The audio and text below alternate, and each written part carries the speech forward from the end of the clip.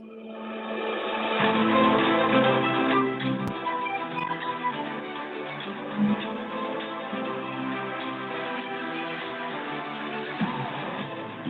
from Indianapolis, Indiana, welcome to the Crossroads Sports Radio Show, presented by Scott K. Nichols and State Farm Insurance. And now, here's your hosts, Brandon Reef and Jonathan Birdsong. Good evening, ladies and gentlemen, and welcome to Crossroads Sports Radio, episode number 243. I'm your host, Brandon Reef, joined as always by my main man, Jonathan Birdsong. He'll be joining us here momentarily. We've got a big show this evening. Big show.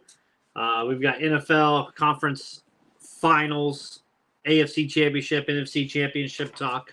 We've got that going on this evening. Our Super Bowl is set, so we'll talk that as well. Colts head coaching search. We'll talk a little Colts, where they're at right now with their search. They're one of only two teams left to find a head coach. News and notes from the NFL, NBA update. We also have Justin Fox from the E.P.I.C podcast calling in tonight. We'll talk to him and get to know about him as well as his podcast he does.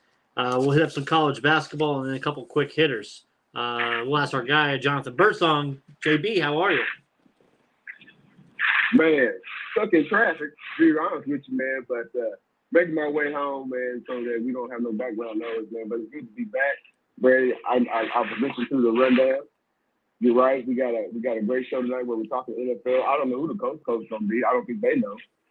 Does your office have a pool on who the coach is going to be? Start from March Madness early.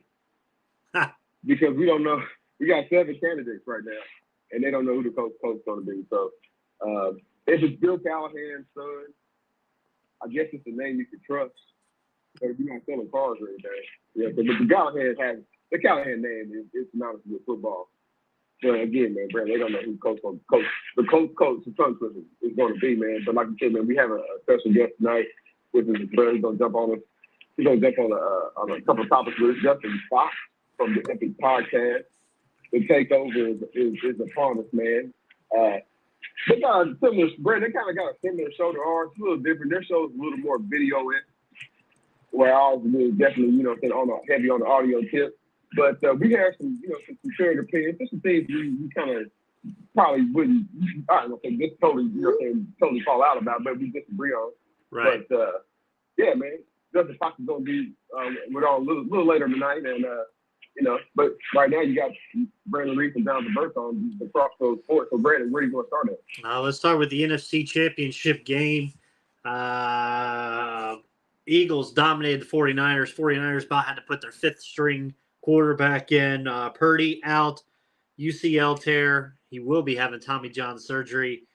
Wow. Eagles just continue to soar at home. They didn't look as great, maybe, but you know what? They still had that dominant performance after the first couple quarters. But Eagles flying high, Eagles fly straight to the Super Bowl. Jalen Hurts leading that team in the NFC Championship. Yeah, man. They still got some hurt people on the defensive side of the ball for Philadelphia. Who was knocking guys left and right, man. They went through 2 quarterbacks to the point they had to have Christian McCaffrey, do snaps and catches, man. I mean, somebody made a comment, I won't take necessarily credit for it, man, that YDC Moore Wildcat with McCaffrey and Debo. You know what I'm saying? But, man, you really would like to see the best example, the best version of the San Francisco 49ers. I still think they lose. Brandon, weren't you? I mean, you had to walk away impressed with the Philadelphia Eagles. They have great ball control. They have a great defense, and they got a dual threat quarterback that you have to keep honest. Right. Well, keeps your defense honest and on the field. So, man, the Eagles made their way back to the Super Bowl with a former coach assistant. Man, I don't know if some coach people say it the wrong way here locally, but it should. It is what it is, man. It should, man.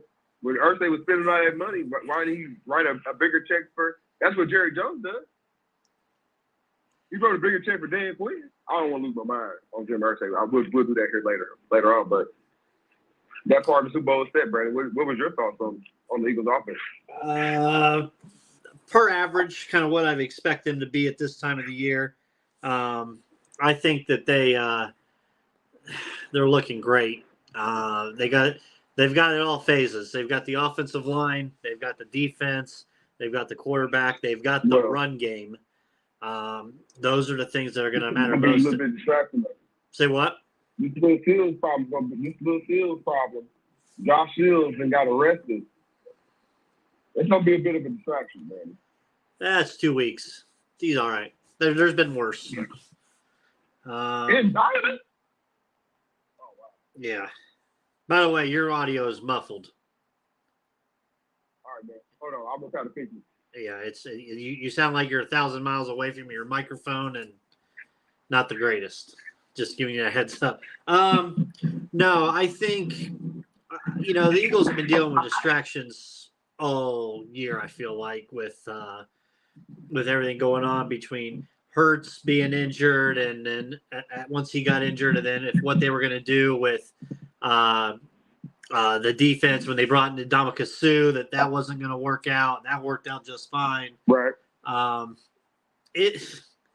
Eagles are doing what they need to do. They look great. They're playing the part. They're 9-1 against teams with a winning record this year. The only two teams that have done that, I believe, have both won the Super Bowl the same year. So, in NFL history. So, they've got that going for them. I really like the defense. And kind of what this team could possibly do there in a couple of weeks out there in Arizona. Like I said, you've got the quarterback, you've got the running game, you've got the offensive line, the defensive line. As long as they stay healthy, sky's the limit for these birds. No pun intended. Over on the AFC side, Chiefs beat the Bengals. John, the first two words I wrote down was just bad officiating. Throughout the game. Mahomes hobbling around, but he hobbled around for over 300 yards of passing. Right. Kelsey was injured, but still played well. Chris Jones wreaked havoc, and it was the Bengals of the old, John. I felt like even though they had a chance to win, the Bengals of the old, Joe Burrow having to run around with that offensive line that had three guys that had to be subbed into to play that offensive line this past week. Brandon, I don't know, man. I mean, you hit the nail on the head on pretty much everything. We know about the bad play. But man, he knew it was a bad play when he made it. And then all the backstage stuff and now the apology. It's okay, man. This is what happens. People are going to have to get used to this more and more often about these outbursts with teammates because now we got more cameras, we got more audio in the locker rooms and on the way to the locker room. You know what? So that kind of – go ahead. I'm glad you brought that up because – and I think I may have texted you or I texted somebody about it. You have to know, and they haven't changed it. The rule's always been into effect. If the referees are going to be calling these types of calls throughout a game, then as a defender, that late, you have to be smart to not put yourself in that position where that could happen. He was, granted, maybe it was a foot, one step out, or maybe it was 2 steps out, as they said, but you can't put yourself in a position for a referee to have a referee call that. You just can't. Is 1 or 2 yards really going to make a difference right there? No, absolutely not if you have to let up. But you can't put it – you've seen how the terrible call has been going all game. You can't put yourself in that position to where it's going to get called again because 9 times out of 10, it's going to be called because that's what it was. I know the Cincinnati Bengals, and I know the people that listen to our show that follow the Cincinnati Bengals. I know they're going to be on a mission. They're licking their wounds. I know they got to handle some contracts. They do. They got some contracts they got to look at. Their scouting department is about to go through a doozy, Brandon. Management part. They got some checks they got to figure out. Do you bring back the safety? Do you bring back some of these offensive linemen that keep on getting nicked up? You know what the money is. The money's Joe Burrow. The money is technically in Higgins as well, right? You know what I'm saying? You got to account for that. That's future, though. That's not next year. I say that to say this, man. When they come in next year, dude, they have to be thinking the Cincinnati Bengals that they got to get home field advantage. So they ain't got to play so they can for real have Burrowhead Stadium. One, you can't, like the city, I mean, I get it, man. The city, I seen more fans. So if the Kansas City Chiefs had to get, you know what I'm saying, there was some nuns out there dancing, man, in Bengals hats, man. It was so cute, right? And if the Kansas City Chiefs got to get it up, they, you know what I'm saying, to win a game at home because of that, man, God bless them. That's all I can say. But look, they won the game, man. That's what they won the game. They went out and won the game. They took advantage of, like, all the calls. They took advantage of being at home. And, right. You know what I'm saying, you give future Hall of Famer Patty Mahomes a chance, man. And they don't really have an issue with their kicking team. Their issue is their defense. Their defense showed up. It needs to show up because, like, dude, well, hell, it had to show up. We're down to third-string linemen in Cincinnati. Right. So Kansas City's defense kind of looked good. Brandon, Patty Mahomes, he's good in 2 weeks, man. It's good. It's probably, it would be horrible if it was just a 1 week break, man. He gets to rest up because I still think the Eagles are going to win. I'm going to that right there. I think the Eagles are going to win the championship because they're the better team. Even though I'm saying I don't think Jalen Hurts is 100%. He's about 90-95%, but hell, he got 2 more weeks to figure his shoulder out as well. Because they went for some records, and I think they were still trying to push for an MVP. Like, dude, just sew up the Super Bowl, man. He was in there late game, and though he did get hurt, like the potential was there. They was just trying to make sure he could pad the stats a little bit. The game was at hand. You knocked out Purdy. Did they think what's his name? Josh Bag of Nichols, who was the coach, 4th stringer at one point, was gonna come up here? Man, come on. Mike Shanahan Jr. ain't got that kind of magic with the 4th string quarterback. He got job security though. I'll say that. But listen to what I'm saying, Brandon.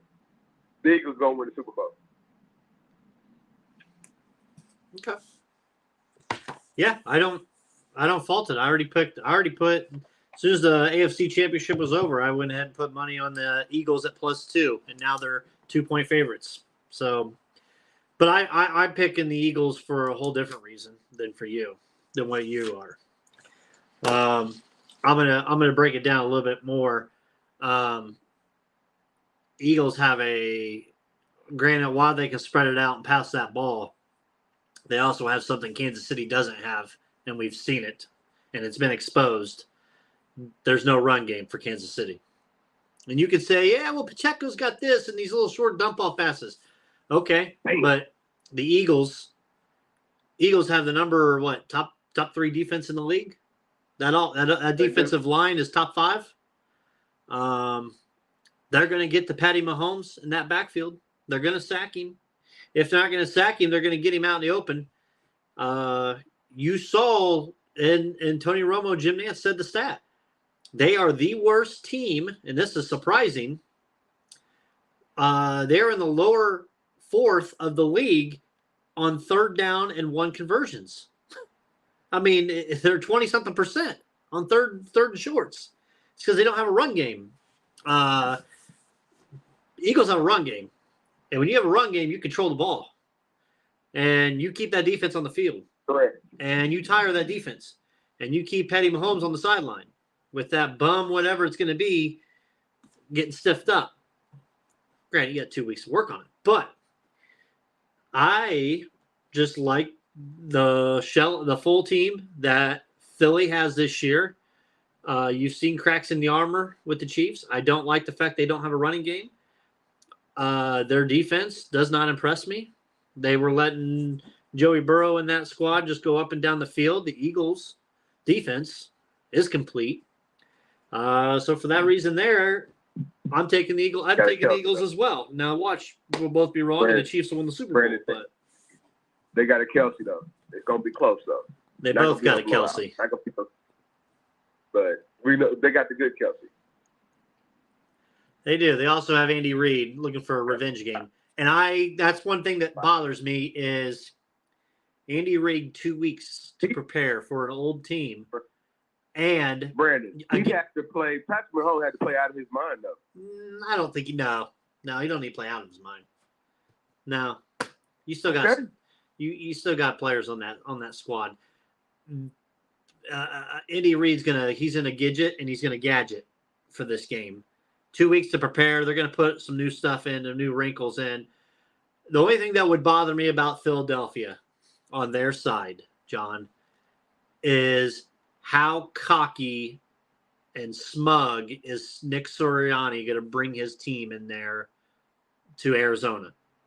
Is he going to coach snotty and arrogant where right now everybody's thought it's real cute and it's funny how he calls out people and he gets on that TV camera and says things or in the press conference and all that, or he looks in the camera and F you, all this stuff?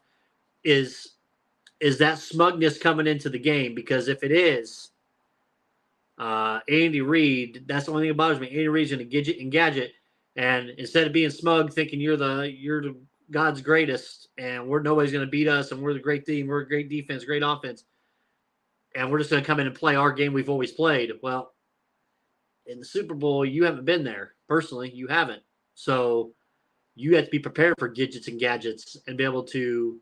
When the chips are down, there's going to be a time in this game where Philly, their backs are going to be against the wall. It may be the first drive of the game. It may be the third drive of the game. How are you going to show up after that?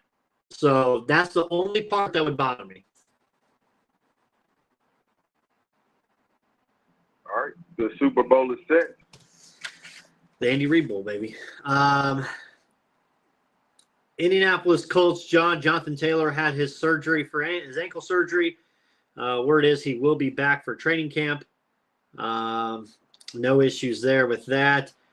Colts, there's so many people. Jeff Saturday, Raheem Morris, Rich Bisaccia, the Eagles offensive coordinator. Now they're bringing in Aaron Glenn back from Detroit, or from Detroit, coming back in for a second interview tomorrow.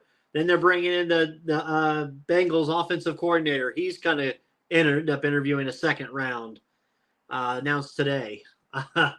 And there's a report now that, quote, Saturday is not the favorite. But I don't know. There's only two jobs left, Arizona and Indianapolis. Did Jim Harbaugh have a secret conversation? I'm just throwing that out there. No. Because Jim Harbaugh still having a secret conversation with NFL teams. Not the Colts. The Colts is not one of them. Okay? I don't have in my office, but I know somebody probably does. They probably got an office pool. Or who's gonna be the next head coach? I don't know, man. It wasn't Frank Wright fired, like the third coach fired? Like you would have thought, like they would have had like who they knew already set in place, man. Yeah. It's not a joke. Nobody wants to you don't really want to rush it. I get that. But like all these other sleek candidates, Sean Payton, who we'll get to that in a second. I don't necessarily know how that's going. I don't like that fit, Brandon, Sean Payton, and Russell, and like what they had to give up draft picks for that. That's crazy, but we'll talk about that in a second. But the Colts, Brandon, I'm not sure. I'm not sure they know who they want to be, who the coach is, and that kind of makes you pause because like you got to get the coach set in place because like what are you gonna do with that fourth pick? What are you doing with that asset? That's what the fandom wants to know. Okay, the coach is a defensive-minded coach. Great. Who's going to be the quarterback? Okay, the coach is an offensive-minded coach from Detroit. Okay, boom. Who's going to be the quarterback? What's the bigger story, Brandon? Who's going to be the quarterback? Right, going further. Or what you do with that number 4 pick. You know me. I've been talking crazy. I say trade the number 4 pick because I think your quarterback that you think the elite quarterback's going to be off the board, you're going to be stuck with Will Levis. Excuse me. Trade and up. I'm not a fan of that. Trade up. They can. There's going to be somebody that outbid him. You going to give him your whole draft? For Bryce Young? No. You can't do that, Brandon. What don't you like about Levis? Let me hear. Levis looked real good against, I'm being honest, against mid-major competition. Lit it up, lit the board up, right? Against what y'all say, SEC level competition, it looked real below average. And I'm not saying one loss. I'm not talking about that. I'm talking about his completion percentage. I'm talking about his sack percentage. I'm talking about showing up. Against Northern Illinois, it looks great, man. It does. I mean, he's got stats against mid-major schools, man, that are decent quarterback numbers. But against, against the Floridas of the world, it's the defense that carried that team, not necessarily his arm. 6'3", 245. Oh man, so he's John Kitna. you go John Kitna's number 4 pick, John Kitna. Who else is out there? Stop it. Who else do you want? Free agency's pretty thin. They need more. I don't know if people have looked. They need more talent. They need more talent on that team. Well, you're not going to get it in 1 year. You might as well just wait for Arch Manning. Oh, that's exactly what I'm saying. They go wait 3 years though. This fan base ain't ready to wait that long. Hold on. Technically, the quarterback pool, pull up next year's quarterback pool. It's better than this. It's definitely more better than this year's quarterback pool. Well, we said that last year about going into this year. You can't make a mistake by making another mistake. Would you take? Okay, so tell me this: Bryce Young. Okay, would you? So which of these draft classes is better? Bryce Young, C.J. Stroud, Will Levis, or Caleb Williams, Drake May, and Deion's son? I mean, Deion's son, he hasn't played anybody. Deion's son will not be in the top 3. He's the number 3. I'm looking at it right now. He's the number 3rd ranked quarterback. Okay. For the draft for 2024. They have him at number 3. Okay. Where you got him at, Brandon? Where do I have him? He's not the number 3 quarterback. But I'm saying I've got him at number. I've got him at 9. Brandon, the question is, thank you. The question is this a better draft year for quarterbacks or next year? The answer is next year is. Absolutely. I would take Jaden Daniels over him. I would take, maybe. Daniels this year, and not at pick 4. You can't. You don't have to. You don't get Jaden Daniels. You don't waste Jaden Daniels on pick 4. Would you take Quinn Ewers? Quinn Ewers, or are you just sitting there you basically have what's his face Jr. that you already have Ellinger. You got Ellinger already. Spencer Rattler?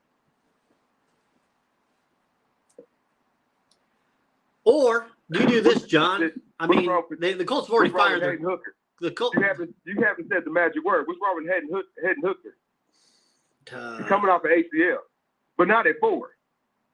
Right. You can trade down and get that. Let me ask you this. Would you take Jackson Dart next year?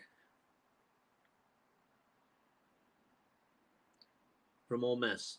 And it has to be, you're telling me not number 1 overall. And so the Colts. All right, let's be honest with you. Look at their. You want me to solve it for the Colts? I can solve it real quick. Go ahead. The problem is they've screwed it up already. I've already said this. They should have kept their coach 1 year. Okay? You kept Frank for 1 more year. And the only reason I say that is you're looking to build for the future, right? So you go 1 more year of a average year. Maybe you luck into a couple more wins than normal. You say, all right, Frank, we've got 2 years left, so that cap money's not going to hit us that much, so we'll get rid of you. Mr. Ballard, thank you for your services. You're gone. And you still don't have a quarterback because you still had Matt Ryan, so now that money's off the books for Matt Ryan. So you're like, okay, we're looking kind of good now. We've got this money to spend and a new coach, a new GM. You bring a new GM in, Head coach wise, you give it one more year of Harbaugh not getting to that championship or getting thumped. Okay. Hey, Jim, let me talk to you. Harbaugh, come on down here. We've got the top 10 pick in the NFL draft. We're going to let you kind of run the show how you want to. And guess who you get to pick as your quarterback, since we're looking for a star quarterback? Because guess who will be ready to go in that draft next year? J.J. McCarthy. And you say, hey, Jim, you coached him in Michigan. You got him to where he's at. Now you can coach him in the pros down here in Indianapolis. I think that's where they should have went. But they screwed that up. Oh, man. You forget about the kid in Texas. He's a year after next, too. He's a better quarterback probably. Yours? I don't know. You can't jump up and get C.J. Stroud. I'll be honest with you. If I'm Arizona, why not pick a quarterback? I know that's crazy. You trade Kyler? Why not? Trade him? Man, dude, that dude, you already fired the quarterback that said that was going to be his quarterback guy. Right. Guru. Hey man, whoever will want Kyler Murray, man. Does Atlanta want it? I would trade it to him. I honestly think Miami does. Could. Secretly, I think Miami does. Man, that could be legit. I could go for that. They don't have any picks though, Brandon. They can't get them. They don't. They forfeited their picks in that fiasco. But Arizona needs to figure out some insurance policies. Yeah, they do. We had D-Cop real quick on the line. We'll bring him on for a moment. Yeah. D-Cop, what's going on? Bring him on in, man. He's been missing out. Hey, guys. Hey, I'm listening on a call in because my internet's messing up a little bit. So, Brandon, first of all, man, you sound a little on edge today, man. I haven't heard this Brandon in quite a while, man. What's going on? Is it the Ball State win last night, or is there something else we need to talk about? We're being on edge. Yeah, no, he believes in Will Levis. You sound a little. No, I said like Johnson. Brandon Johnson sounds on edge. Thank you. Yeah, he does. I apologize. I just posted it. Matter of fact, I posted it. But anyway, I'm not calling to talk about the Colts, man. I can't do that. So I want to talk about the Patriots. Then what D-Cot, do yourself a favor. Hold on, you know better. You an SEC fan. Kentucky, that quarterback in a pro. Hey, listen. Let me chime in. The one game he had that was good in the SEC was against Ole Miss last season. Granted, he fumbled at the end, but he played NFL caliber football. But however, that was against a defense that couldn't stop a nosebleed. So just in a little bit of that defense there, that was his best game in the SEC against SEC team. So again, to your point, you're right. A lot of guys got this dude rated on their mock draft because he's 6'5" and 280. It looked like John Kent. You remember Kentner? Kentner was a great backup. Seattle with the Cincinnati, yeah, absolutely. Yeah, absolutely. But let me tell you this: backup. Be careful, man. What I've learned over the last year, there's a lot of smoke and mirrors going on. Remember last year the kid from Liberty? There was talk. There's a chance he could be the top pick. He wound up being a third-round pick. The people that are talking aren't the NFL people that are going to be picking. These are draft nicks, right? I don't think Will Levis is a top 30 player, let alone a top 2 quarterback. I don't think he's a top 30 player in the draft. I think he's a second-round pick. Yeah, and here's the deal, right? I know. I watched his tape. Right, they have an NFL style team. That's what is got people on TV salivating. Just because you play in an NFL system doesn't mean you're an NFL quarterback. He's a second-round pick at best. In my humble, and I'm not a talent evaluator, but I think he's a second-round pick. So I just think that's my perspective on him. To your point, JB, the Colts are in a shit bag because they can't move. They're not going to move up. And if they wait, it's going to probably be Will Levis. And they're going to be so pressed to get a quarterback, they're going to They're going to do like the Giants did when they with Daniel Jones, right? Remember all that? This is what I see, right? So then what do? He's a developmental guy. Who's your backup? And then, and to your point, where's your talent? Your offensive line needs help. Your defensive backfield needs some help, right? So they can't take a lineman at 4. They can't take a lineman at 4. I'm with you, but you know what I'm saying, though, right? So the Colts, they should trade down. To me, Levin's going to be there in the 20s, and maybe early in the second round. If you want Will Levis, you can get him at pick 27. Yeah, you got to trade down. Picking him at 4, you know what you just did? But there just might be an edge rusher for the next 5 years of mediocrity. Right. At that. I think Detroit's picking at 9. Do a deal with Detroit, man. Get you a little edge rusher from one of these SEC teams, man. They don't have an edge rusher right now. Yeah, they don't have an edge rusher right now. Listen, JB, they're in a hole, man. They're just in a hole, and they'll have to figure out that hole. But with that said, Frank wasn't the problem, by the way. You know, I said that earlier in the year. He wasn't the problem, and it's proven. And it wouldn't surprise me that Saturday's your guy, by the way. Brendan, I know you mentioned that on Twitter. I think one day. I think Saturday's their guy. Big guy. Shift gears off these coats, man. Shift gears off these coats, man. Let's talk about your Pacers. Okay. Hey, listen, man. We talked about the Pacers at the beginning of the season. This 2-year deal, and we talked about it on Twitter, Reggie and I. I'm going to give credit where credit's due. The Pacers management. I see them working, man. That 2-year deal is perfect.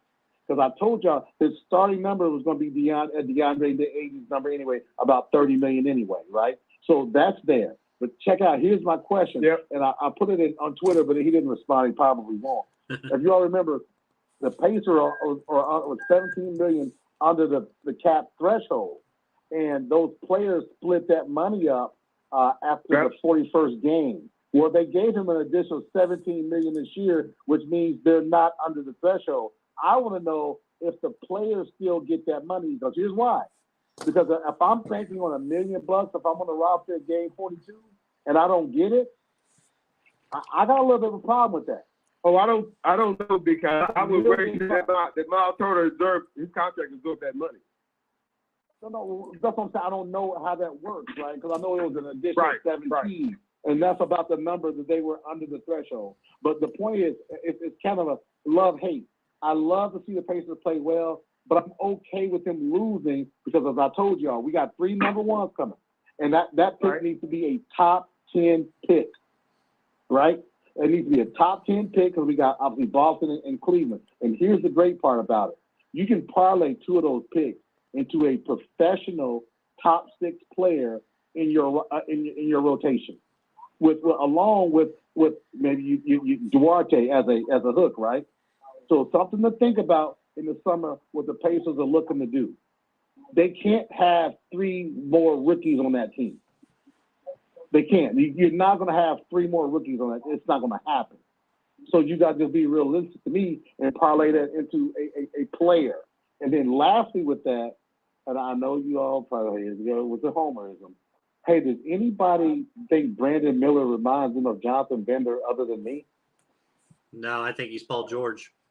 That's what I told last week. But listen, look at his body type. His number's 24, just like Jonathan Bender. He's a 3-point shooter. Paul wasn't a 3-point shooter, right? He just physically, and I'm not saying as a person, because he's from Tennessee and Jonathan Bender was from Mississippi, but he looks the part of Jonathan Bender to me. And I'm a fan. His problem was jumping off of houses as a child, messed his knees up, and that's what messed his career up. But I think that kid is a top 5 kid coming out of the draft. He won't be in Alabama for 1 year. But he's got a nice stroke. So what do you guys think about that? We get a guy like that, maybe probably because we need more shooting. Because I don't think Buddy Hield, even if he finishes his contract, will re-up with a next contract. What do you guys think about that? I don't know if we've got necessarily, if we move up, I don't know if Pritchard really wants to move up in the draft and give up a lot more capital for that. I think you can give up less and get a servable position. I mean, the Pacers keep getting linked to John Collins down in Atlanta. I keep seeing that. Atlanta will take those picks. They'll take a couple of those picks to Yeah, two, but not the top. I mean, maybe Boston and Cleveland and maybe Duarte, but I couldn't see taking a potential lottery pick. I can't see giving that up for Collins. I know he signed a deal. Would you give up it for Anunoby? OG? Yeah. Well, he's come along such as a player, man. He is not the player he was at Indiana. I like him, but contract is what matters to me. How much time do we have on his contract? I think those are the things that determine if you do or you don't, right? And yeah, you say bring a guy kid back to Indiana. That's all nice and dandy. But if he's got 1 or 2 years left and he's really not wanting to be in Indiana, that's a waste. So you got to do your due diligence and see where his head is, right? Yep. So yeah, potentially he's developed, man. He's got strength. He's got a nice stroke too. If you all see him, he's got a nice stroke.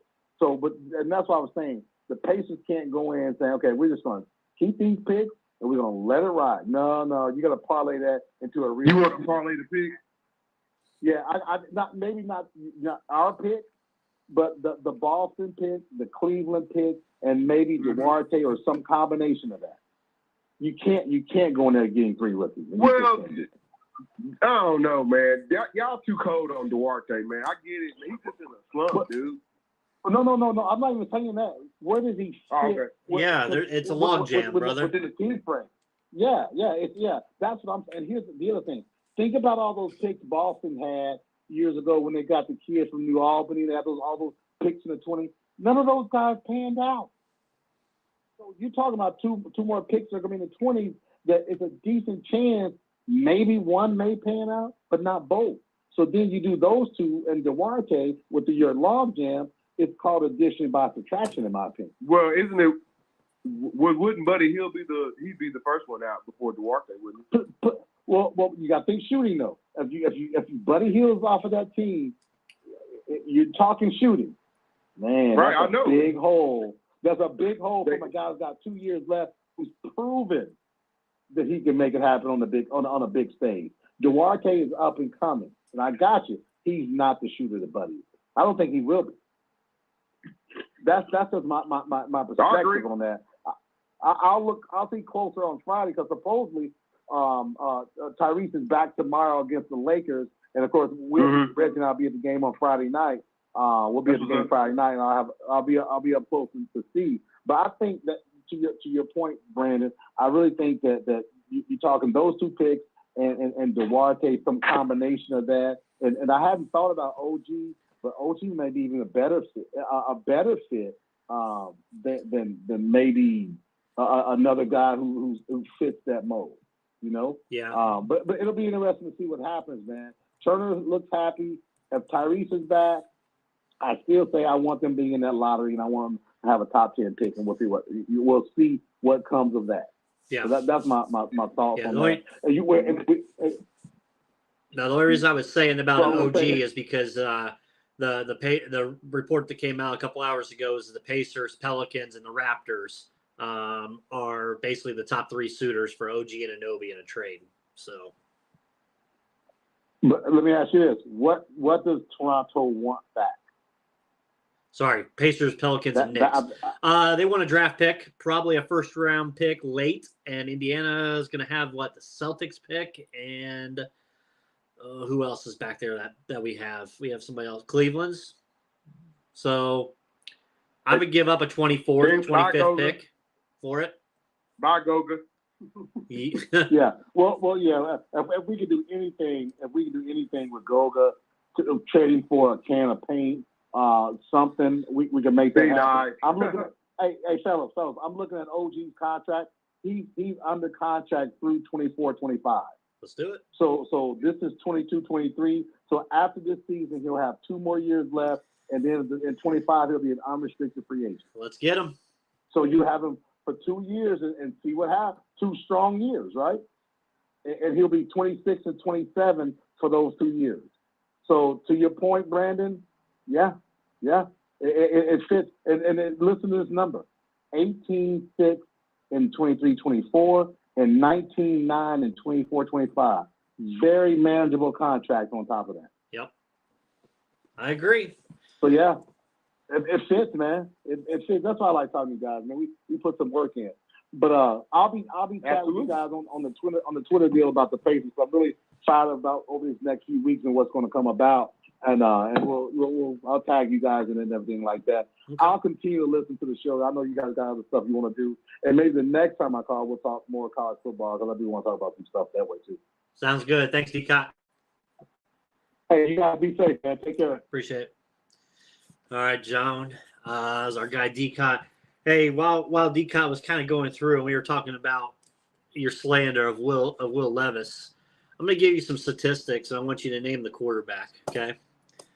This quarterback, and I did his 3 years that he played college football. He threw for 5,000 yards, 44 touchdowns, and 21 picks. What'd Will Levis do? Josh Allen. 5,200 yards, 43 touchdowns, 23 picks. Aaron Rodgers. Josh Allen. Listen, people weren't on Josh Allen either. And he sure as hell panned out. Dude, he still has some accuracy I knew issues. who you were talking about before you even said it. So what's the deal? Take a shot. Ballard is at that point where he has to take a shot now. Like, there's no, you got to take a chance. It's funny that you bring up Josh Allen. Josh Allen actually won some bowl games. Did he not? It actually looked good out there in North Dakota, wherever the heck it was. Wyoming. Man, stop it. Will Levis, thank you, whatever. Will Levis with the deep, like who got drafted the last 2 years from that team from Kentucky? That's a second rounder right now or a late first rounder. Josh Allen. It wasn't. The other Josh Allen. I'm talking about Kentucky. Yeah, the other Josh Allen went to Kentucky. Okay. Josh Allen sacked Josh Allen, who plays for the Jags. He went to Kentucky. He was top 10 pick. Right. So again, they wasn't there. Whatever games they won, critical games they were in, it wasn't necessarily because of Will Levis. I gave you the stats on Will Levis already. I'm glad you circled back because you did my homework for me. I think you got to do it. If you're Ballard, this is your one shot, right? You say Will this Levis is your swan song. No, man. You say Will Levis number one, it'll be a bigger disaster like it's been a disaster with the Texans. How many coaches they done had? 3. I'm not saying he goes and they ain't got number no one, quarterback. I think that he goes to Indianapolis. Okay. And then not at 4. Yeah. Not at 4. At 4. Yeah. They have to, John. This city's gonna burn down if they don't take a QB at 4. You tell me that dude's better than You tell me that dude's better than Pickett? I'm not saying he's better. I'm just saying the Colts have to take a quarterback at 4. Right. So here's what's crazy thing about that. They the NFL scout said that Justin Fields couldn't play worth a damn because, you know what I'm saying, he was too heavy on holding the ball. And, they liked his intangibles of running. And, this dude played in the national championship game. He played for Ohio State and at one point played in the SEC for Georgia, right? And he was still a number 8 pick. Pickett, little bitty hands, they still traded up for him. But you tell me Will Levis, who ain't never sniffed anything that I just said, is going to be the number 4 pick. Good for them. He'll be the number 4 pick. Ballard might as well just say, hey, man, turn the keys over to Jim Irsay because he'd be fired. That'd be the stupidest thing ever. I'm sorry. I get that Mel Kiper and maybe Todd McShay then said some nice things about it, man. Don't nobody want John Kitna at number 4. You better not. Sorry, man. Hey, man, I know we should run short for time because I know we got Justin Fox coming on. But, nah, man, don't take no Will Levis at pick 4. You better try to trade up. You better try to trade up with Arizona. All right, we're going to do don't quick. Take Will Levis at 4. I'm sorry. They're going to take him. This city will burn down. If not, we won't have a home. I'm going to do some quick ad reads, Jeff John. Saturday was the coach. The city didn't burn down. What are you talking about? Jeff Saturday was the coach. The city didn't burn down. It'll be all right. Go ahead. I mean, he's a leader among men, right? Right? He's a leader among men. Jeff Saturday. Whatever that means. So, all right, we're going to take a quick ad read. We come back. We have a few minutes before our guy Justin Fox calls in. You've changed thousands of diapers, cut off hundreds of crusts, played hours of peekaboo and duck goose because you'd do anything for your kids. That's why it's so important to protect them with life insurance from State Farm.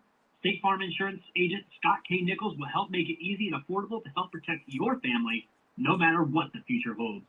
Because for the people you do anything for, life insurance could mean everything. Call State Farm agent Scott K. Nichols in Indianapolis today at 317-243-3509. Like a good neighbor, State Farm is there. Crossroads Sports would like to thank Wiseman Logistics. Their team is dedicated to the successful delivery of your packages. Services, domestic or commercial, 7 days a week, 365 days a year. Call 877-744-6212 to set up your delivery. Thanks, Wiseman. We also want to thank our sponsors, Maverick Custom Motorsports, where ideas are created and dreams are born, specializing in custom motorcycles, boats, slingshots, Jeeps, and trucks, offering pickups, deliveries, and shipping worldwide. Check them out today at maverickscustommotorsports.com. Let them know Crossroads Sports send you. When you're on their website and you go to checkout, there's a little promo code section. Type in Crossroads there. You're going to get yourself a nice little discount. Check them out today. Let them know Crossroads sent you. Once again, maverickscustommotorsports.com. Let them out. You got us.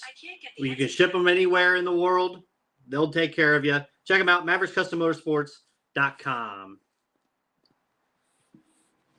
This is Coach Chris Artis, and you're listening to the Crossroads Sports Radio.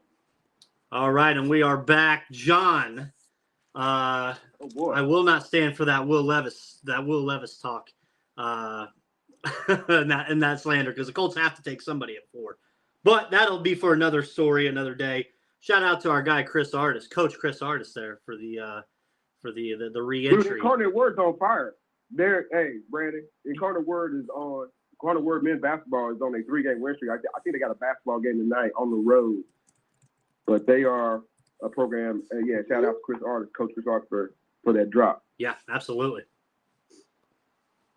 All right, John, do you want to do our next introduction? Yeah, man, we got our main man from the. I should say main man. That sounds terrible. We got Justin Fox from the E.P.I.C podcast. Welcome to Crossroads Sports, Justin. Hey, I appreciate it. Appreciate it, fellas. Thanks for having me. Hey, man, I hope it doesn't feel like too much of a bizarre to be in. I want everybody to for you to explain like the concept of your show. You have you and your friends, you and your homies have your own show. So can you explain, because your show is a little bit more video than it is audio. Yes, correct. So we kind of really what it comes down to, man. It's kind of like barbershop talk, where we come up with topics, we look to have the discussion on the topics, but the beauty I think of kind of what we bring to the table is it's authentic. You know what I mean? You're not getting anything that's watered down. You're getting the raw opinion of 4 guys who, we talk sports. It's what we do. You know what I mean? So you're just kind of getting an authentic experience into the mind of, what some may say your everyday fan of sports. So let me ask you, because I interact most with y'all show, because I am a fan. As everybody know, even though I'm co-host of Crossroads Sports, I do interact with others. I like listening to other sports shows, man, to get other people's opinion, like hear what other people are kind of thinking, right? I kind of just go through y'all show through Facebook, but y'all do also have a YouTube channel, correct? Correct. Yep. So we stream on YouTube as far as being able to see the live video, as well as through Facebook. But then we also on other platforms. So he puts it out on the Spotify and Apple Music as well, I believe. Beautiful. Yep. I've caught on the last 3 shows, John. I've watched the last 3. So yeah, it's legit. And I tell you, it is the way he said it.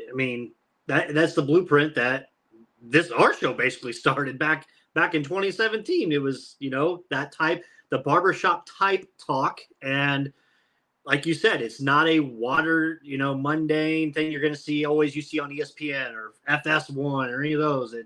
We're going to have real stories, real convo. And, if I'm pissed off the way the Pacers are playing or this pick, we're going to talk about it, right? We ain't going to water it down and say, well, so absolutely, totally get where you're coming from. Exactly.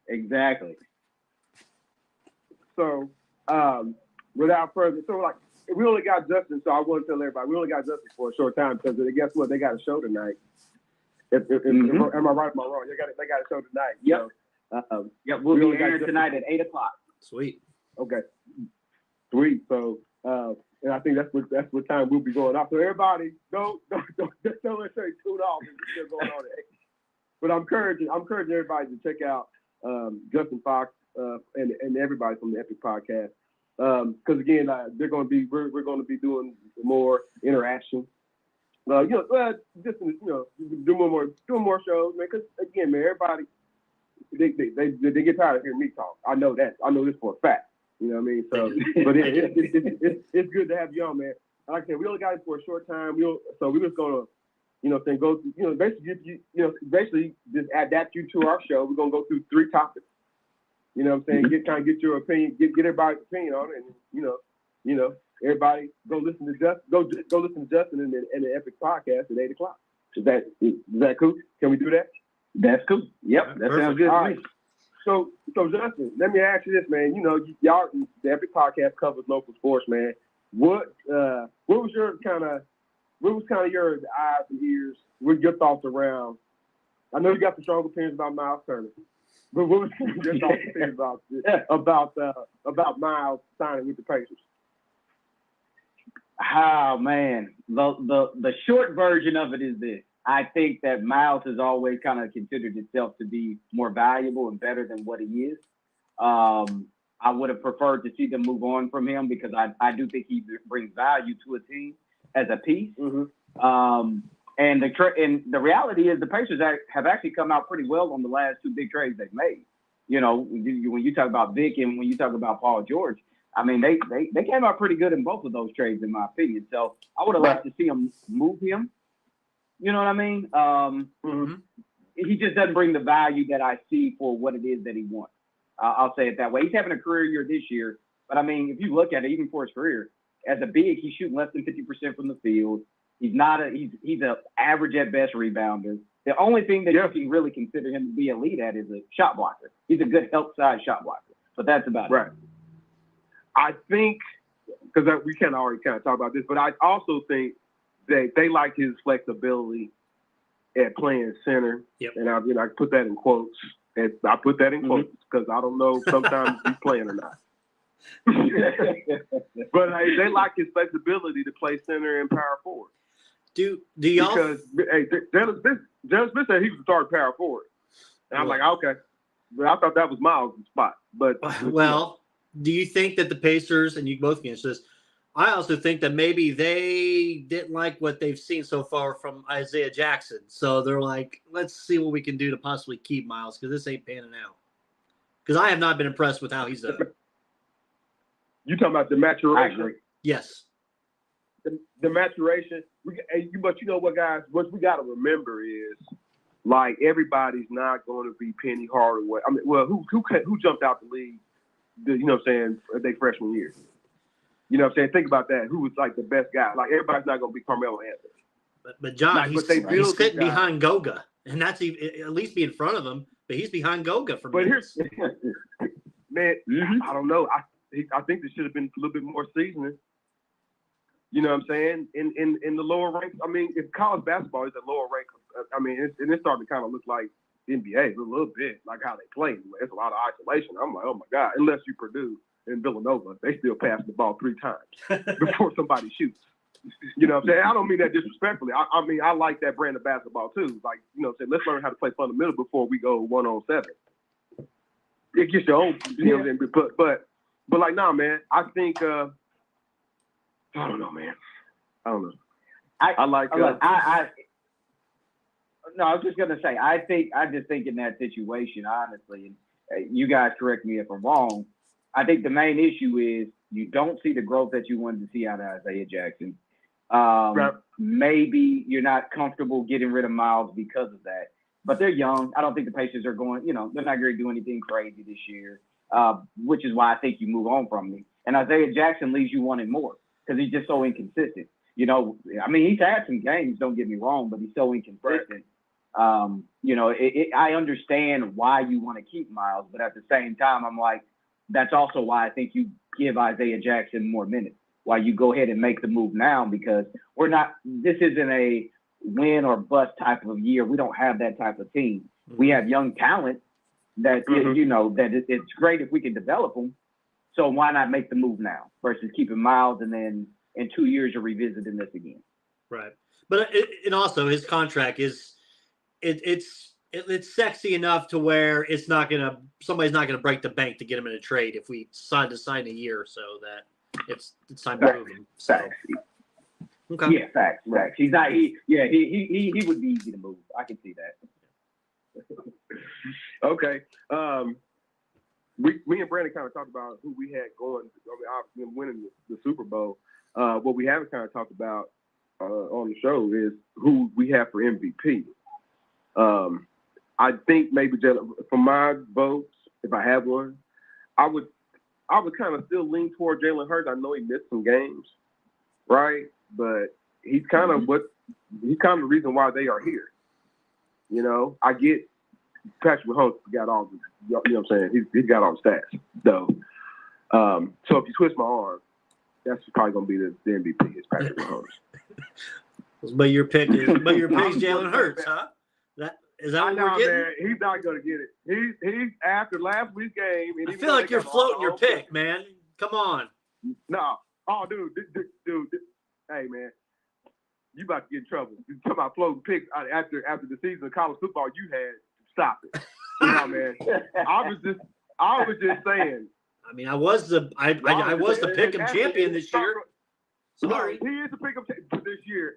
Hold on, but you would change your pick an hour before. Come on. That one I did. Okay, but hey, I'm sorry, Justin. I'm sorry you got to deal with this. Have a dirty laundry session out here. John, I'm the entire length of the season, my man. Entire length of the season. I was the champ. I think you were like 20-some games below 500, if I remember right. Did you change? What about last year? Last year you won, but we ain't talking about last year. Thank you. You sound like a Laker fan talking about the 2020 championship. Hey, if it's in the bubble, it's in the bubble. If it's in the bubble, it's in the bubble. There's an asterisk. Justin, back to my point. You got to say who's the runner. I mean, Jalen Hurts should be the runner-up, though, for darn sure. But they're going to give it to Patrick. Patrick Mahomes is dynamic, without a doubt. Patrick Mahomes is going to win the MVP. Justin, let you go first. I mean, I was going to say, yeah. I mean, if I had to say, yeah, if I'm putting money on it, it's Patrick Mahomes, no doubt. I definitely think Jalen Hurts was the front runner before he had to miss those few games. But the one thing I don't like in sports in general, but especially the NFL, I don't feel like defensive players or running backs or receivers get enough credit. So it usually just typically goes to that quarterback because I don't think people realize the impact that Nick Bosa had on the 49ers this year. Mm-hmm. So, like, if I were to go off script, I would go with somebody like Nick Bosa because you saw the impact he had when he played versus when he didn't. And, I mean, he still led the league in sacks, and he missed time as well this year. Okay. I forget about I like that because I kind of went the same way as you. I went off script because obviously it's a hands down Patty Mahomes, and you can sit there and say Mahomes, Hurts, Josh Allen, whatever. Josh Allen got hurt, so he was out. But if I try to go away from the script, you talk about defensive. You know, I also like to talk about wide receivers. I mean, where would the Minnesota Vikings be this year without Justin Jefferson? The dude was a beast out there this year. 128 catches, 1,800 yards, 8 touchdowns. You know, it's going to take more than that for a wide receiver to win MVP. But he would have had to have set a record, either touchdown catches or receiving yards, probably to win MVP. But I put Justin Jefferson right up there as well as somebody that's kind of off the cuff. I wonder what would a running back have to do in this NFL to win an MVP? I mean, it's 2,000. Yeah, and running here, John. I mean, what about this? Break that rushing record. What about this for you guys? The running. Are we not seeing right now that you should not be drafting a running back in the first round? Are we not seeing that right now? Brandon, the teams that we got? I don't know, Brandon. San Francisco still had 2 running backs. They did. I mean, the Chiefs wasted one pick on Clyde Sawyer. Well, I was going to say, see, I'm a big running back guy, so I understand what you're saying, but my issue is, like, even with that, you can't tell me, even like with San Fran, there's a huge difference between Christian McCaffrey and then when they were throwing in, you know, J.J. Wilson and Elijah Mitchell and guys like that. Not that they were bad, but some of those guys are special. So I think there are a few, like this year, I think Bijan Robinson is special. Okay. Like Brees when he came out, I think Bijan Robinson is special. So is he worth the first to me? No question. No question. Okay. But you got to be special at running back. Right. You got to be special, right. Yeah. Oh, yeah. I totally agree. It's got to be.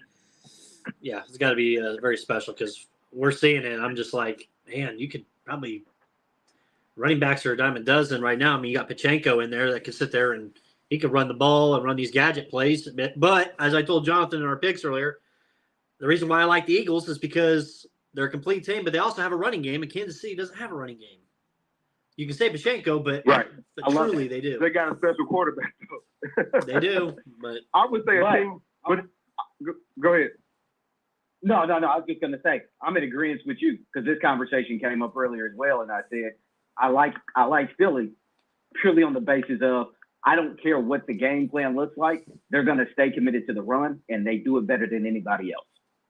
And they got 3-4 running backs, who can run it, plus Jalen Hurts. They're just very tough to stop. So I like the Eagles. By the way, if you want a sneaky pick, Gainwell to win MVP is 35-1. Yep.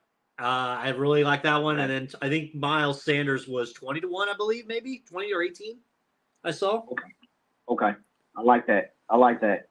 Problem is you don't know who's going to be hot for them. Right. Exactly. For all we know, it might be Boston. It might be Boston Scott that night. And are they going to give him the MVP if he's got 7 carries for 34 yards and 2 touchdowns? No.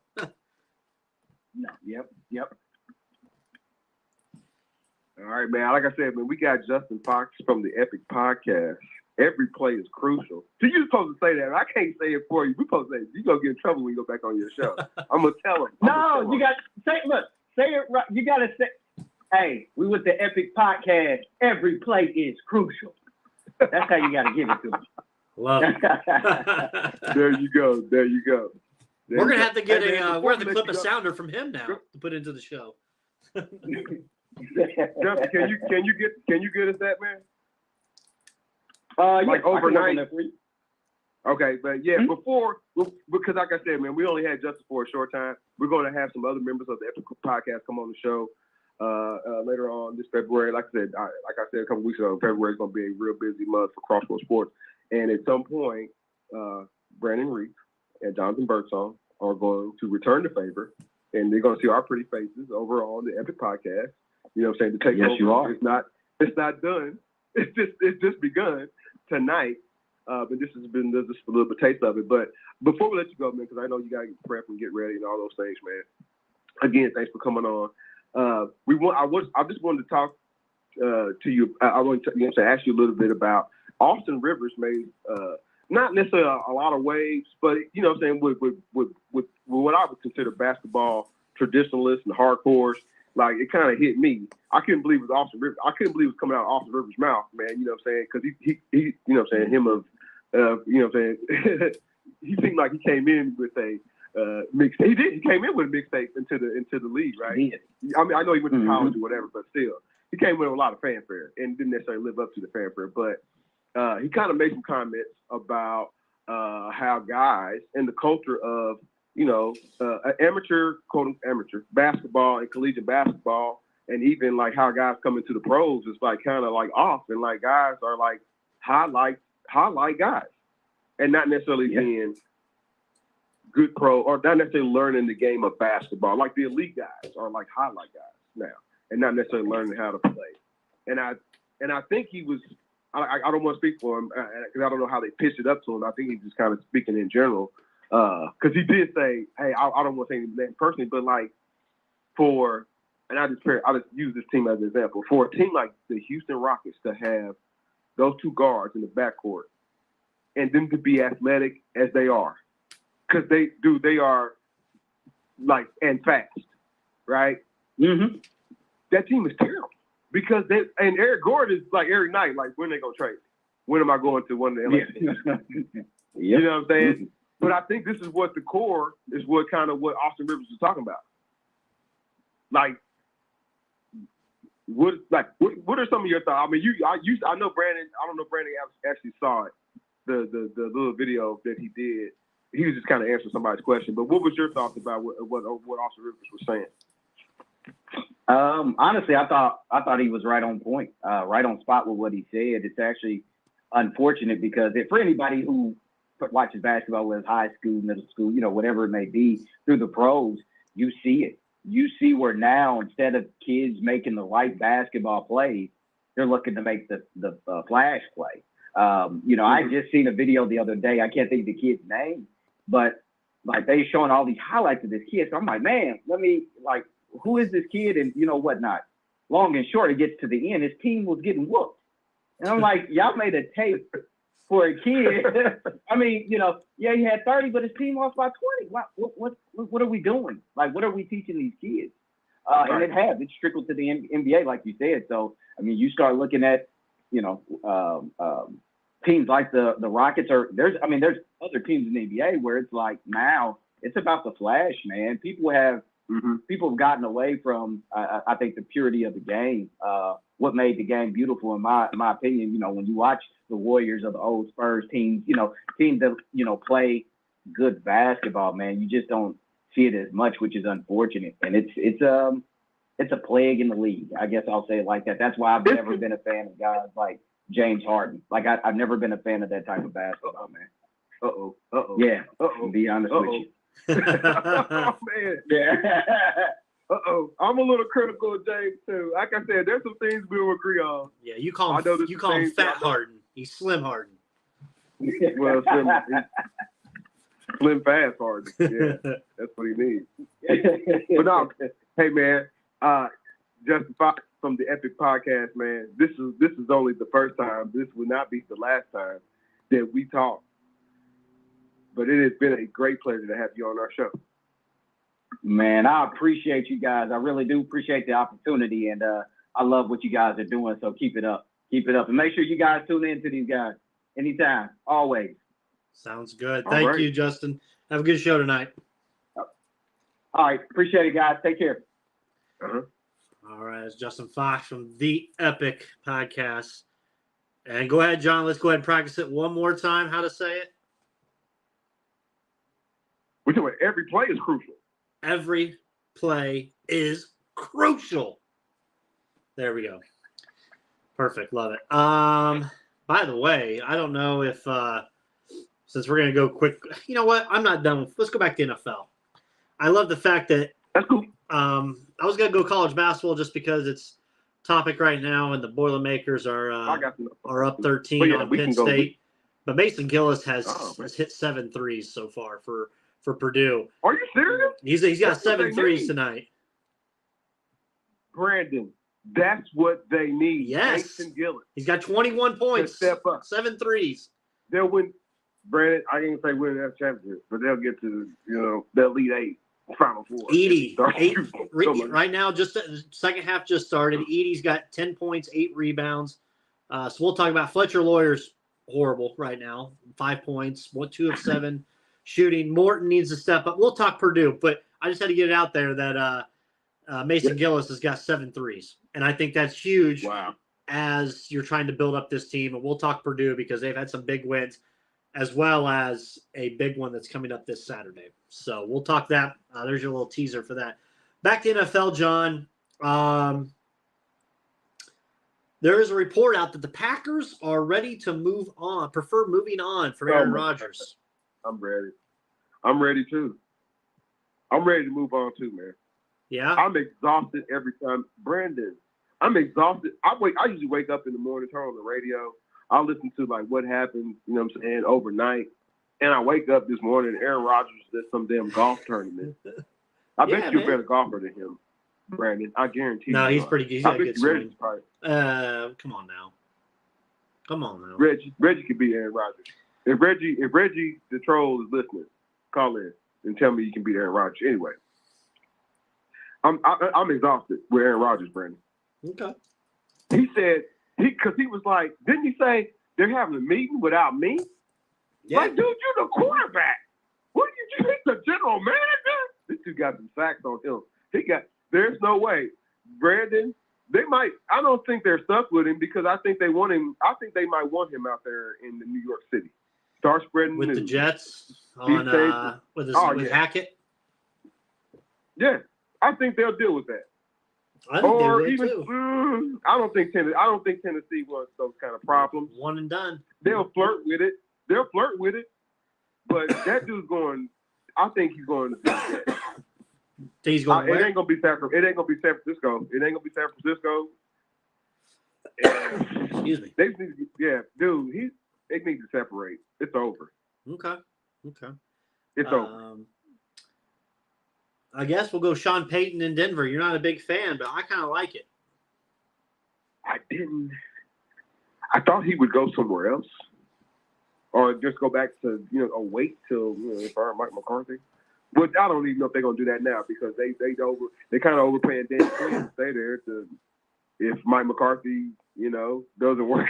It doesn't. You know what I mean? Like what are we? You know what I mean? You can't never say Jerry Jones don't open his checkbook. Right. But they had to give compensation up back to the Saints. The Saints need compensation. They need a quarterback, Brandon. That's what I was trying to say. I mean, there's other teams that might outbid the coach that need a quarterback. You know what I mean? I'll get in front of them and just start throwing assets to different teams to try to move up to 1 or 2 or 3. I don't think they did that to get Russell to get rid of him the very next year. I think he'll do better. I think he will be better now with Sean Payton, an actual coach that knows what the hell they're doing out there. I see with those wide receivers. Won't Sean reconstruct the offense like personnel? I would expect that. Like we're talking about right now. I would expect that. Russ, they don't. I mean, what's their running game look like? It looks better when Russell has not necessarily but a B level running back, or even an A+ level running back. You know what I mean? And they don't necessarily have that right now in Denver, right? He's got to fix the offense but the thing is, Brandon, like they're kind of capped, strapped. They pay Russell all the money. They're still paying a fired coach. Yes. You know what I mean? So I don't know. We'll see. But that's why, because the things I've noted, like we'll see. But they got to get their personnel together. Okay. Got to play the bagpipes, John. Uh-oh. The GOAT of all quarterbacks, Tom Brady, John, has finally retired again. 23-year career. He is finally retired again. Tampa Tom came on this morning. It really did and I like the way he did it because he didn't do all that fanfare and all that yada yada yada. He just came on video sitting on the beach and guarantee there are people walking by. Is that Tom Brady? What the hell? And Tom was in his feelings a little bit. And is it bad that I'm 95% sure he'll retire, but that 5% of me thinks that the 49ers will do whatever the hell they can to get him to play out there since they won't have a quarterback? If Gronkowski don't come with him, it's not going to be the same Tom Brady. It's over. He did it on his own. He didn't use an Adam Schefter or somebody else, to make the announcement for him. When you first hit me, with the information, I was like, the old Colt fan. I'm sorry, Brandon. The old Colt fan came out at me, and I would, so I use the expletive that I'm not gonna use on the show, even though saying it's internet radio, but I'm not. But the old Colt fan, man, but like Tom Brady, retiring, like I don't know, I guess it probably would have been, we would have, I guess as a football fan, and I'm gonna separate the Colt fandom as being a football fan. I'm just gonna be and as an analyst, right? You would have wanted, like Tom Brady announced at the beginning of the season, so like it'd have been like, oh man, Tom Brady, I've been like a Jeter, you know what I mean? But at this way, I get it. It's still the right way to go out because he did it on his own. He did it through his own social media, you know what I'm saying? And then. As I don't even think it was a minute. What, 2 minutes long? I don't even think it was that long. Yeah, it was like a minute 40. Knows. Yeah. Yeah. So, how could you say anything less than great that's synonymous with his name? Yeah. You know what I'm saying? I get it. Like Jonathan Birdsong, the old Colts fan, gonna say, "Well, he's not undefeated in the Super Bowl, man." Okay, yeah. Come on. You go to that Super Bowl, man. You're great. You know what I mean? All the passing records Peyton Manning set. like Tom Brady, you know what I'm saying, ultimately broke them. So there's that level of greatness. How many times in the Super Bowl, right? There's that level of greatness. I don't know how many iPhones, Brandon, that you've ever destroyed in your life, but there's also that level of greatness. Because I've never destroyed an iPhone personally on purpose, but you know what I'm saying? That's a little joke. Man. Everybody knows Tom Brady broke the phone about 3 years ago. So like, iPad. no, man. He Tom broke Brady, the iPad. It was the tablet. No. Remember when he broke his phone because the NFL sequestered what was on his phone? Oh, that too. Yeah. I know, yeah. He didn't want the wife to know whatever was on the phone. Listen, but I don't know if he got that. So he played. Listen, Good. Somebody told me today the only reason he played this last year is he just wanted to be able to get away from Giselle and do the divorce. I don't believe it. So I don't know. I don't believe it. I think oh boy, got some. That's a different show. Breaking news. Breaking news. 2 pieces of breaking news. 2 pieces of it tonight. First, both of them are coming from the world of the NFL, John. First off, Jerry Jones has confirmed that Mike McCarthy will handle the offensive play calling duties for the Cowboys in 2023, now that Kellen Moore is out the door and in the Los Angeles Chargers. So now McCarthy's going to be handling play calling. I don't know if that makes Dallas any better. I really don't. And they're in an identity crisis. I feel like. Yeah, Zeke Elliott's probably not going to be there. You want Pollard, you know what I'm saying? He'll be back. You want him, you know what I'm saying? He'll probably have surgery or whatever. I don't know if they there's no reason to deal with the receiver now. Like, let him sign with somebody else. The flirtation that they had with Odell Beckham. Yep. You know, I mean, unless it's like some crazy short-term Miles Turner deal.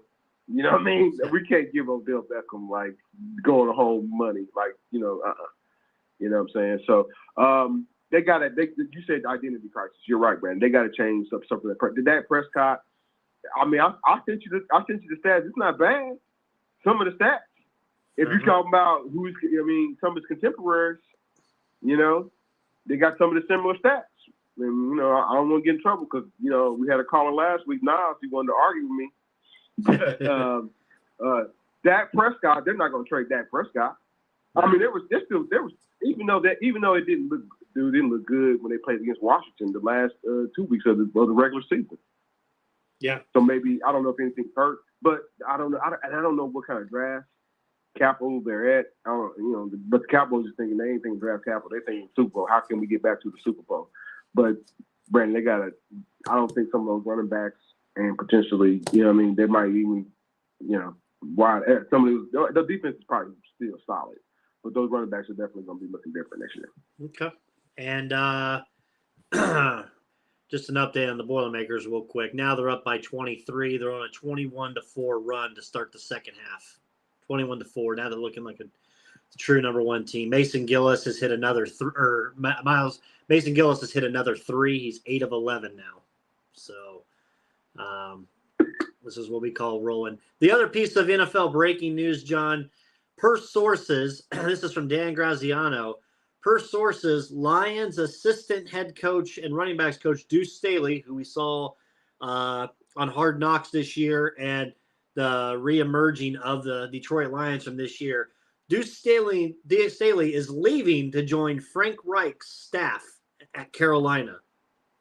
So my question to you is, John, there's only 2 head coaching positions available, right? Left. Colts are the last 2. Right. Not only do you have to hire your head coach, but the good coordinators are all getting gobbled up everywhere.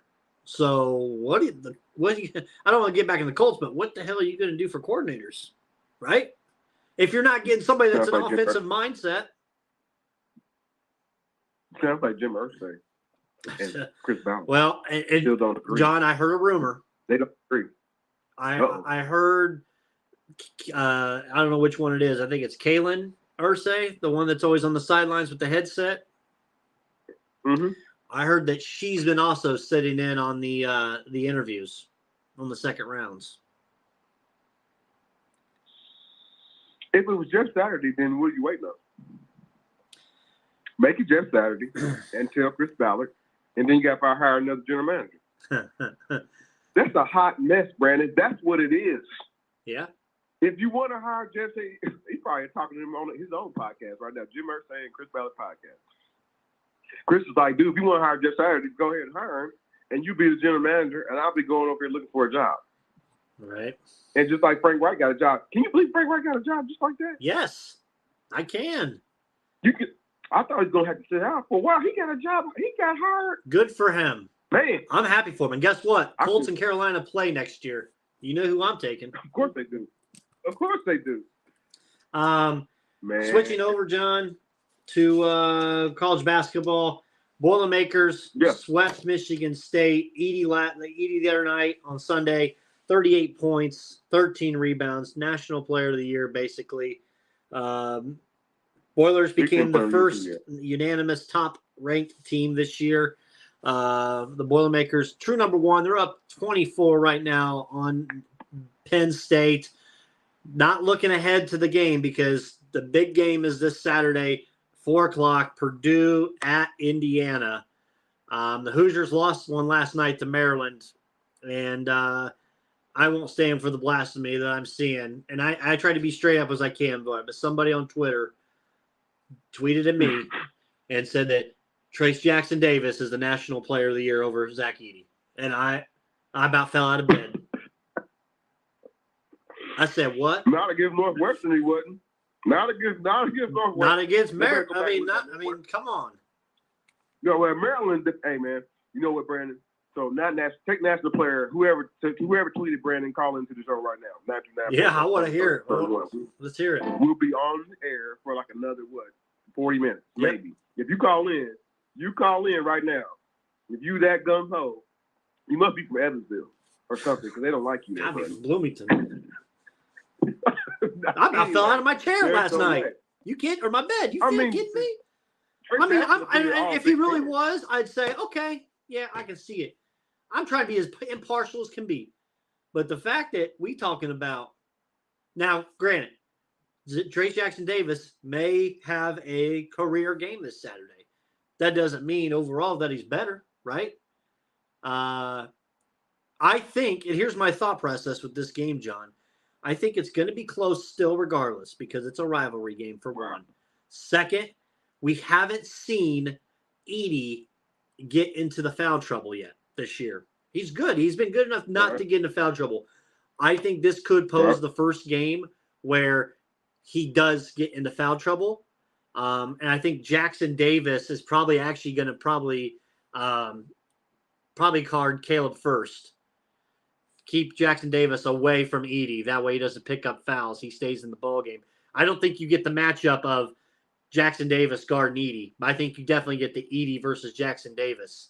The problem is Edey's got to play out. He's got to play extended a little bit more against Jackson Davis, and that's where he may get a little. Well, yeah, I mean Jack Davis, you ain't got to worry about Jackson hitting no jumpers. He don't take no threes. No, I'm thinking more like 15, 16 footers. Man, Brandon, dude, I mean Jackson Davis still be effective. Jackson Davis is still a good college rebounder. I mean, Brandon, he rebounds better than Miles Turner. That's a damn shame. You know what I mean? But and he's athletic. I mean, he can finish with both hands. You know what I mean? Hey, but I don't know. You put him against a wall. Jackson, he's good. He's good with his back to the basket. You know what I mean? He's got some good moves. He's good. He'll get his, Brandon. I use guards.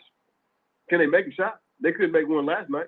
No, Hood Schifino was terrible last night. But I think usually when you have a bad game, you usually come pretty well the next night. So yeah, they'll feel off the crowd at home. I don't know, man. I still kind of like Purdue to win that one, but it'll be close. It'll definitely be close. I think. I don't. If I have to think what the spread's going to be, John, I'm going to say that when the odds come out Friday for this game, it'll probably be Purdue minus 4.5, maybe 4, which is crazy because I They honestly play tougher opponents. I think IU will cover at that point. I think IU will cover that 4. Oh, okay. They got to give their best shot. Yeah. I think they're gonna play. The problem is how much foul trouble does Zach Edey get into? And like we just said a minute ago, right? Who else steps up for the Boilermakers? Who else? If he don't get in foul trouble, IU will lose by 25. Oh God. If Zach Edey is Big Ten player, yeah, book it. Book Big Ten Player of the Year, National Player of the Year. Because you had said that last year. Remember, there was some doubt about him even coming back. Yeah. Because you know what I mean. For like a couple of days, I was like, Zach Edey, you better get back. And like now, it's paid great dividends for him. Yeah, and for the program. So let me ask you this, John. See if you can give me the answer. Yeah. Obviously, Zach Edey, and you can say Trace Jackson Davis, top 10 maybe for Player of the Year for this year for players. Okay, I'll give you that. Mm-hmm. But the top 2 players in the state, one from Purdue, one from Indiana, vying for that top spot up there. I know the year in the players. Can you tell me the year in the players the last time that Indiana had 2 players like this battling for that type of spot? Last year, somebody battling. Was it? I was Zeller. No. I don't even know Zeller. No, he didn't go to Indiana. He didn't go to in-state. It was. I'll give it to Cody. you. Huh? I was talking about Cody. Oh, you said he didn't go in-state. Go ahead. Sorry. I was thinking the other one, but yeah, Cody's good guess, but no, it was. You're right, D-Cot. Ding, ding, ding. 1993, Calbert Chaney, in the freshman year of Big Dog. And Glenn Rock. Okay. So Man, it's been that was a matchup. It's been 20 years. 20 years to the day. Well, not to the day, but to the year. So. Okay. Actually, no, 30 years. Right? Yeah, 30 years. I'm getting my years wrong. God, it makes me even feel older. Right? 30 years. Yes. Yeah, 30 years. You know, I'm getting ready to turn 38 myself here in 2 days, so my math's getting foggier. They say it all goes down. Never mind. Not even gonna go there. But no, I think it's going to be a hard-fought game for Purdue. There's times where they've gone into Assembly Hall, and I didn't think they had a chance to win, and they've won. Mm-hmm. I will say, as a Purdue guy and as impartial as I can be with this, I would have rather not go to Bloomington as the number 1 team. I would rather gone number 2 or 3, but not the number 1, because there's always something about the number 1 team going into that building. All right, man. Look at what coach do you trust? Painter. Right. I don't know. Purdue has beaten better teams than IU. I get it's a rivalry game. I think Gonzaga is a little bit better than IU this year. I think Xavier. So IU beat Xavier, but I think if IU had to play Xavier 3 more times, I think Xavier probably beat them 3 more times. I really do. You know what I mean? IU really doesn't have a bench either. They play 8 players. Their starters last night went 39, 34, 28, 34, and I know they're missing X out there. Ray Thompson, he looked confused a little bit last night. I know he's back early, but come on, man, he looked confused last night. He's like no basketball player. Damn. I'm sorry, man. Hey, how impressed were you?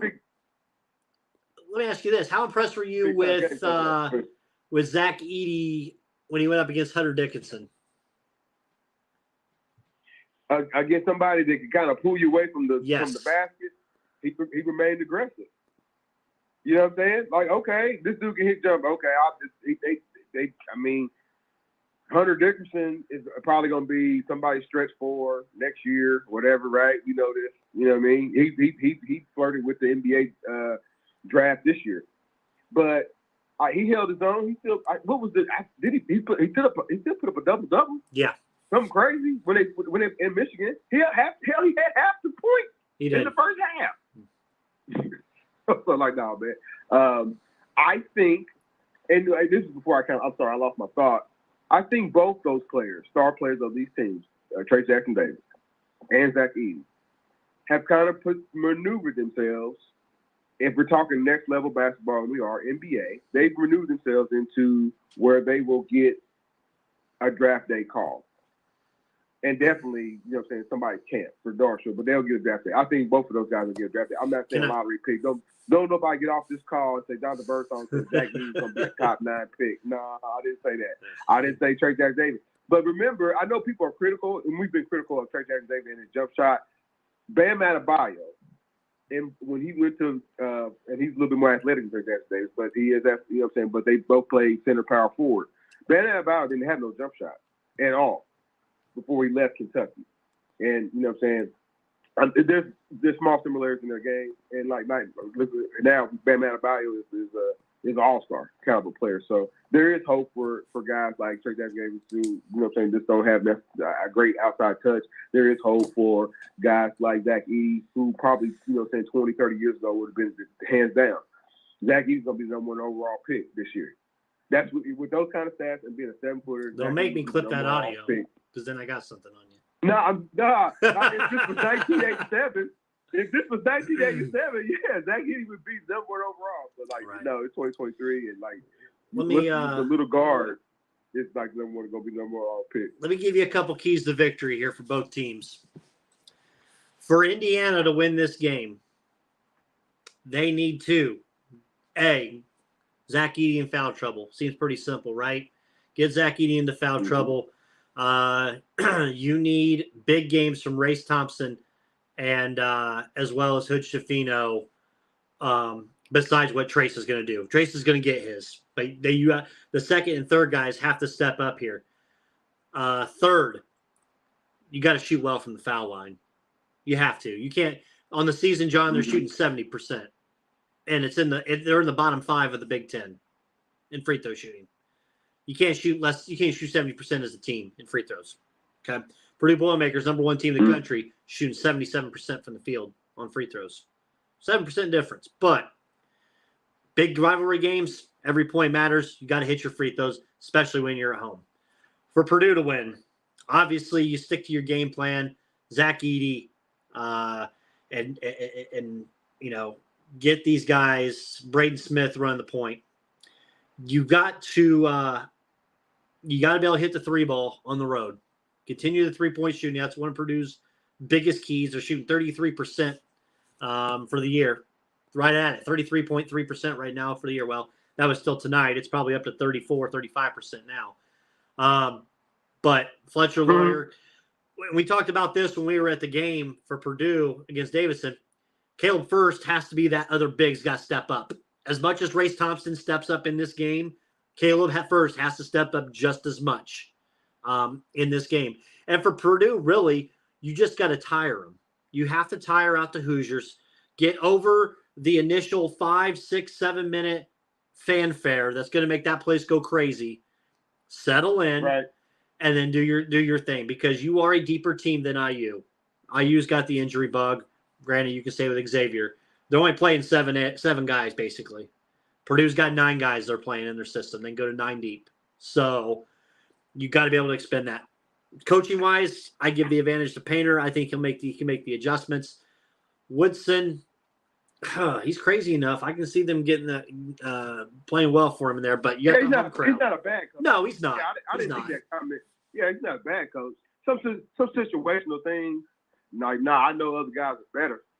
You know what I mean? But he knows how to get the best reactions. Dude, they were out of the tournament. Yeah. They went on that, they had 3 bad losses in a row.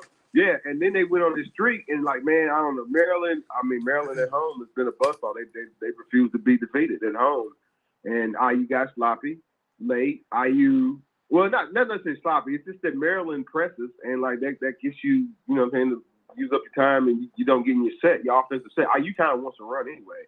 And then homie went 0 for the century. Hold up. There you go. Hold up. Go ahead. 2 things. And this is not knocking you on any of these 2.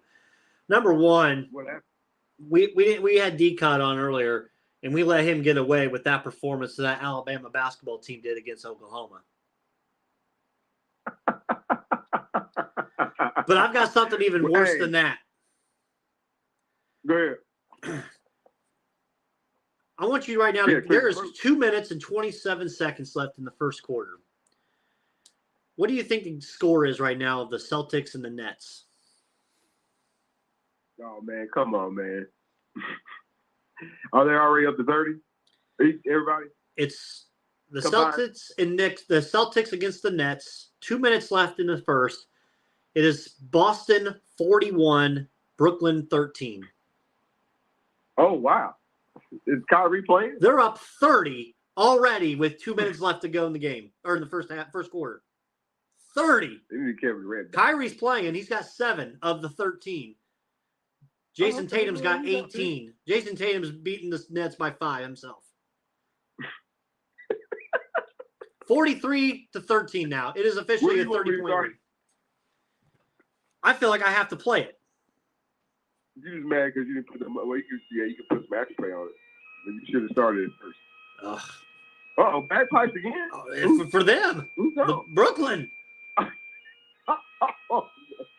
You're down 30 in the first quarter. Pour out a little liquor. Pull out a little liquor. Pull more than that. You got to pull out half a bottle. That's bad. Ghost lager. Gotta something. Go. Man. But yeah, D-Cot got away with that Alabama performance against Oklahoma when they got poor Moser. Coach Moser always pulls one out of his back pocket since he's in Oklahoma. Yeah. In a short time. They got to get – I still don't think that's the right fit for him. He's a good coach, great coach. You know me, Brad. I wanted him to bring him and the nun to Bloomington, bring that over to Indiana, and I think he would have been different. But Bloomington didn't want him because he's not part of the IU Mafia, and he's down there doing his thing in Oklahoma. Yeah, he pulls one. I don't think that's his last stop, but I wouldn't necessarily. I wasn't shocked, but Alabama, the whole SEC, Big 12, ran roughshod on him. He may be the Hoosiers' next coach in a couple of years. Damn! Spoiler alert! Cut that. You need to come out, cut the pro. Hey, you need to cut that. I want to give some love, man. I want to give some love. We talk IU and Purdue, and Butler needs to get the hell out of the Big East, but they're not because of the money that they're going to be getting. Oh man! But they came after. Can we give some love? They came after the friend of the program, Jay Curry. You better watch it, man. The Butler people will hack into your phone, Brandon. You better be careful, man. Can we give some love to the 15-7, 6-3 in the conference, Ball State Cardinals, John? Man, they got it. I wish they was like 8. I wish they was like 9-1. But yeah, they got a tough win last night at Bowling Green. It's always good to get wins on the road. They still got to win the MAC to basically get into the tournament. But could it be, Brandon? And I know our homie we didn't catch up to do the college basketball. Will the MAC? No, they have. They sent 2 teams to the tournament before. They have, winning. Yes. But you got to have a great non-conference. And I don't necessarily know if Ball State's got a great non-conference. You know what I'm saying? But being 6 while you're talking, I'll look it up. Yeah, pull it up. Yeah, being 6-3 right now in conference play, kind of knowing what you are good at and what you're not great at, and who is a little bit better at it. So Kent State is in front of them right now. I do believe also Akron is in front of not Akron. Toledo is in front of Akron. Right Akron's 16-6. Okay. Them and Kent State are both 8-1 in the conference. Toledo 7-2, and then Ball State. Those top 4 teams are the only ones above 500. Yeah, those are the teams. It's arguable that even if Kent State doesn't win the MAC tournament, that they'll go to the tournament because they got a great non-conference. Ball State is 0-1 versus quad ones. They're 1-2 in quad 2 games, and then 2-3 in quad 3, but they're 10-1 in quad 4. First year for Mike Lewis, you're going to get those quad 4s. Right. So they've got Eastern Friday night. Then let me see. Yes, Eastern on Friday night. And then I'm actually. But it's kind of a money base. It's kind of just a money base, and that's it, though. Yeah, he scored a half. He scored damn near all their points that one half. I sent you the picture a couple weeks ago. I'm actually going to the game on Saturday the 11th, Bowling Green. Me and the wife are going to support family member who's a Code Red dancer for there. So I'll be able to check out Ball State there against Bowling Green. So boots on the ground at Worthen Arena that Saturday, the 11th. Hey, man, will your wife let you do a depressor? Did she let you do the depressor all afterwards? I don't know. I feel like I need to try. I don't want to get you in trouble. You're a newlywed, man. Hey, I don't know if I can do it, man, right before Valentine's. Hold that. No, man, don't do that. Don't put. You need to hold that card. we might be in Lexington somewhere, and you have to say, hey, I got to go talk to Calipari. You just wait. You know what I'm saying? Just wait on that. So shout out to the Cardinals. Hey, in the quick hitters I have, John, man, as they say in golf, and I'll give my shout out to Reggie and my boys who we play golf together.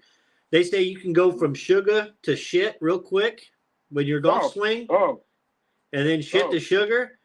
I don't think there's a better example of that than somebody working your way to be the starting quarterback, winning 2 national championships, being on top of the world, and then getting arrested for public intox. Stetson Bennett. Man. That's tough. That's tough.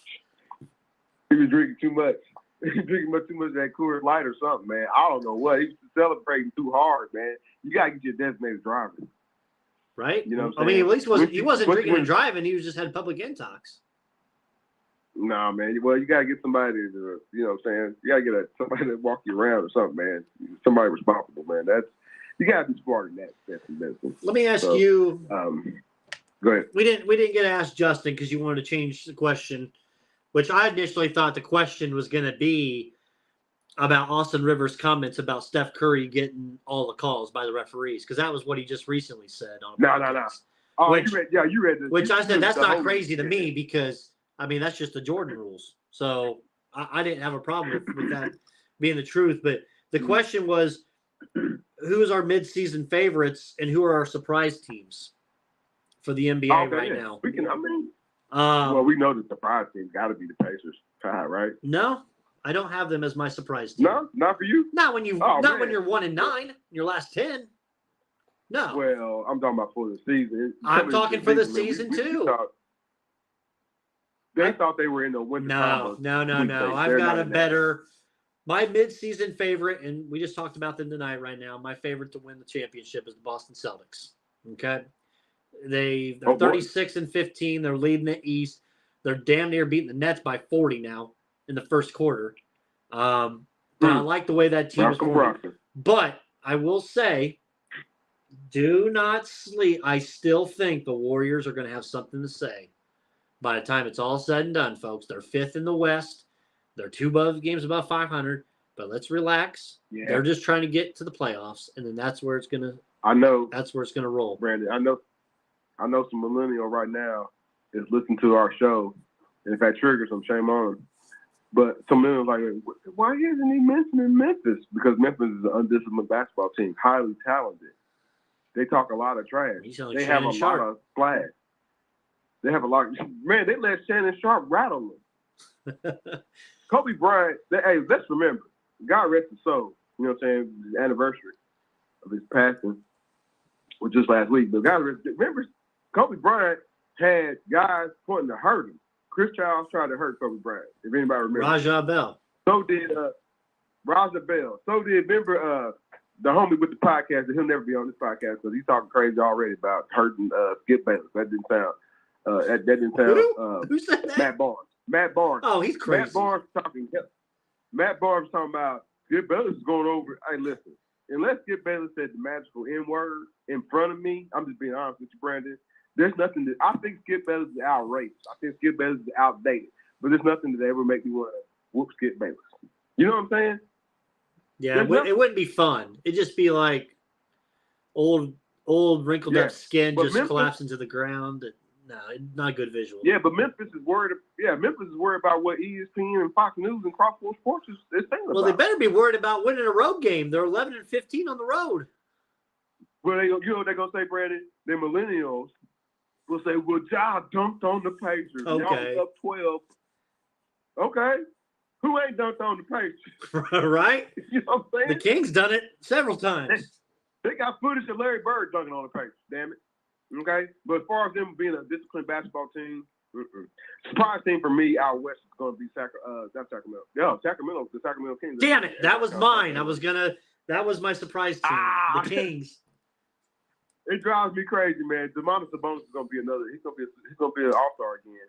And the Pacers kind of said that he didn't fit here anymore. That's another conversation for another time, Brandon. We could talk a whole nother 30 minutes, and D-Cott will probably call back in. You know what I'm saying? But like, nah, Sacramento's part of their one-loss record, and then De'Aaron Fox is also kind of knocking on the all-star door just a little bit. I would consider them a surprise. So Oklahoma City Thunder. Again, I thought they're headed for, you know what I'm saying, lottery land. And, you know what I'm saying? But they kind of, I think there were 2 games out of the play-in game. I know that's crazy. Or they were in a play-in scenario, but maybe about last week or so. I know they might have had some tough times, one-loss records too. But those are 2 teams. They're kind of outside. I think for me though, it really is the crown jewel.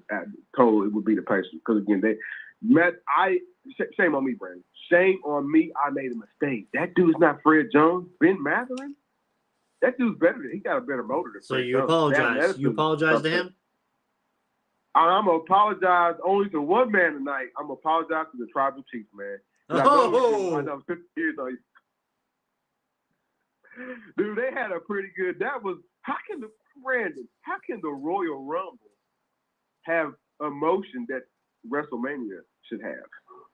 That was a pretty good end of the Royal Rumble. It was amazing. It was a little graphic and a little like gang style beatdown, but it was. Yeah. John, it's the best storyline in the last 8 months.